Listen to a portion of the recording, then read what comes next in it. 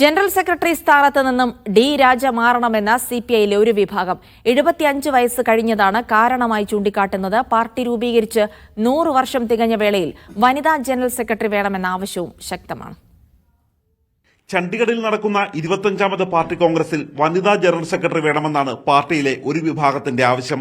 നൂറ്റാണ്ട് തികഞ്ഞ പാർട്ടിക്ക് വനിതാ സാന്നിധ്യമില്ലാത്തത് പോരായ്മയായി ഇവർ ചൂണ്ടിക്കാട്ടുന്നു.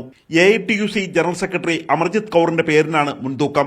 ദേശീയ ഭാരവാഹിത്വത്തിന് 75 എന്ന പരിധി ഏർപ്പെടുത്തണമെന്ന വാദം ഒരേ സമയം ഡി രാജയെ വെട്ടാനും അമർജിത് കൌറിനെ പിന്തുണക്കാനുമാണ്. രാജയ്ക്ക് 76ഉം കൌറിന് 73ഉമാണ് പ്രായം. ഈ വിഷയങ്ങളിൽ പ്രതികരിക്കാതെ പാർട്ടി കോൺഗ്രസിന്റെ ഒരുക്കങ്ങളെക്കുറിച്ച് പറയാമെന്നായിരുന്നു ഡി രാജയുടെ നിലപാട്.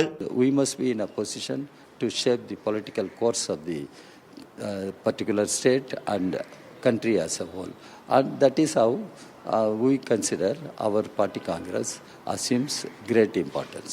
സമരസംഘടനയായി ദേശീയ തലത്തിൽ CPIയെ മാറ്റാൻ കഴിയുന്നില്ല എന്നതാണ് രാജയ്ക്കെതിരായ പ്രധാന വിമർശനം.